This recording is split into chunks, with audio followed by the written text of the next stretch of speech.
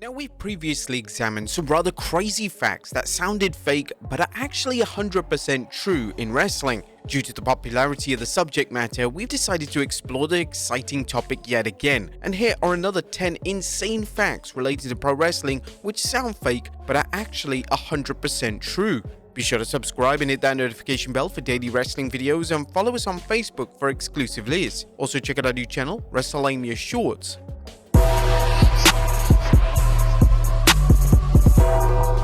Number 10. Taylor Swift was the babysitter for Jeff Jarrett's kids.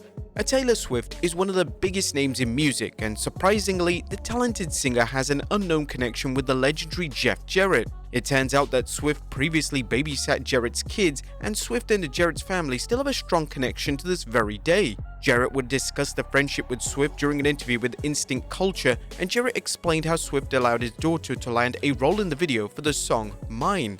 She had a friend in the family, and we became family friends. She's in the community. When Mine came out, she came over to the house and Jeremy Borash, and we're having a creative meeting downstairs. Taylor would come over and get the girls and take them to the back of the house, and they'd bake cookies and all that kind of stuff. One day, Taylor brought over Joe Jonas. The Mine video is so creative, and my daughter Jacelyn looked like a little Taylor. We're on the lake. Taylor pulled up, and as bold as she always is, was just like, I want Jacelyn in the video. Okay, we flew up to Maine where we shot the video and had to turn over your cell phone on the set and all that stuff. It was a good experience for the kids. Number 9. Billy Kidman has pinned Hulk Hogan 3 times.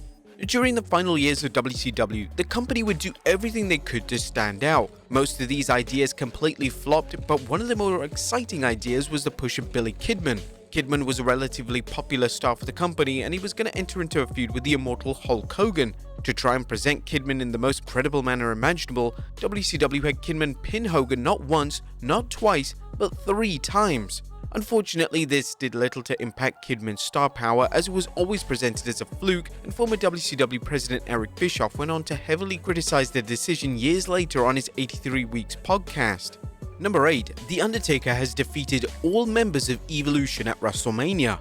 The Undertaker has wrestled virtually every top name in wrestling, and his WrestleMania record is arguably the most notable streak in wrestling history. Interestingly, there's a fascinating fact when it comes to the Dead Man's WrestleMania win streak, and it relates to the Evolution faction. The Undertaker has wrestled and defeated every single member of the Acclaim faction. Taker took on Triple H at WrestleMania 17, 27, and 28, Ric Flair at WrestleMania 18, Randy Orton at WrestleMania 21, and finally he took on the Animal Batista at WrestleMania 23. What makes this fact even better is that all of these matches were incredibly received, with some of the matches, particularly those with Triple H, being considered some of the greatest matches in WrestleMania history.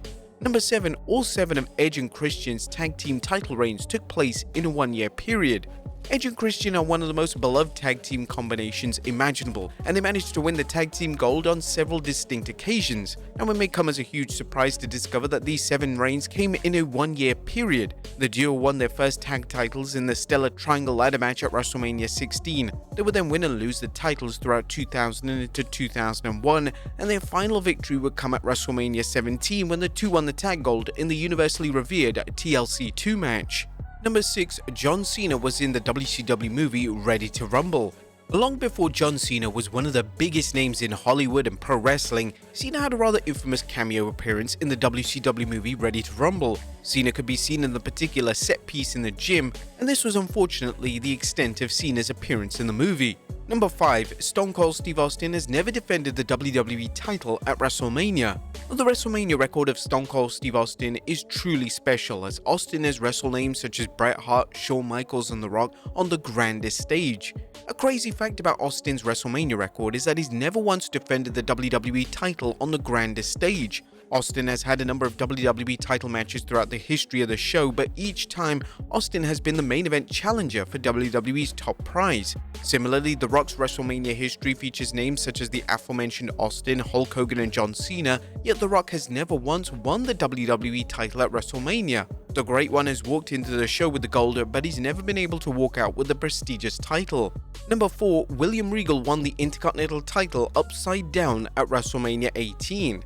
A WrestleMania is the biggest event on WWE's calendar, and everything has to be executed to perfection. WrestleMania 18's opening contest saw William Regal defend the Intercontinental title against Rob Van Dam, and upon Regal making his entrance, something was visibly off with Regal's appearance. Regal was bizarrely wearing the Intercontinental title upside down.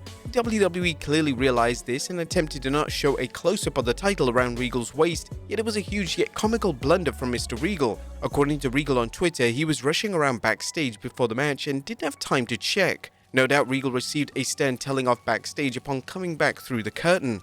Number 3, Scott Hall was never in the Royal Rumble, but Razor Ramon was.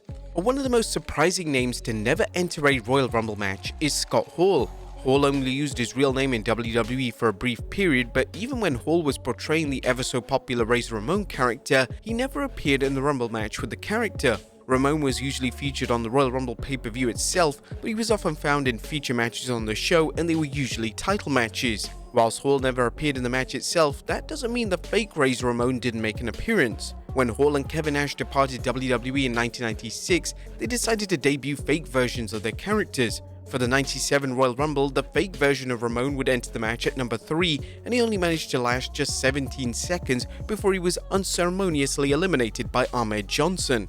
Number 2, Seth Rollins has successfully defended the Raw Women's title on pay-per-view more times than Sasha Banks.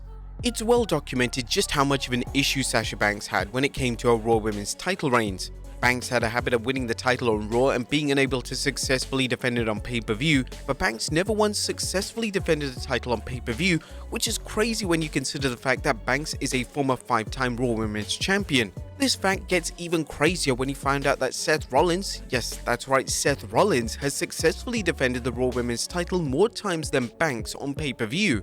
Rollins defended the title in a winners takes all match on 2019's Extreme Rules pay-per-view. Reigning Universal Champion Rollins teamed up with reigning Raw Women's Champion Becky Lynch to take on Baron Corbin and Lacey Evans, and Rollins and Lynch were successful in the matchup.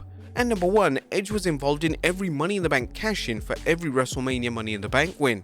WWE Hall of Famer Edge is always going to be somewhat linked to a Money in the Bank briefcase. Edge was the inaugural winner of this celebrated concept, and between WrestleMania 21 to 26, Edge was directly linked to every subsequent Money in the Bank cash-in. Edge as the first winner would eventually cash in on John Cena in 2006, giving Edge his first world title win.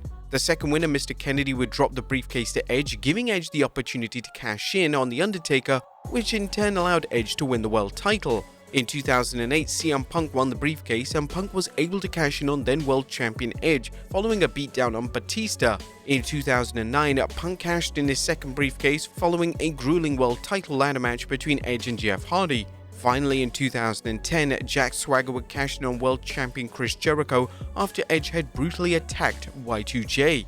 Well, there you have it, folks. 10 more crazy pro wrestling facts that sound fake but are actually 100% true. Be sure to leave your comments down below, and I'll see you next time with some more wrestling content.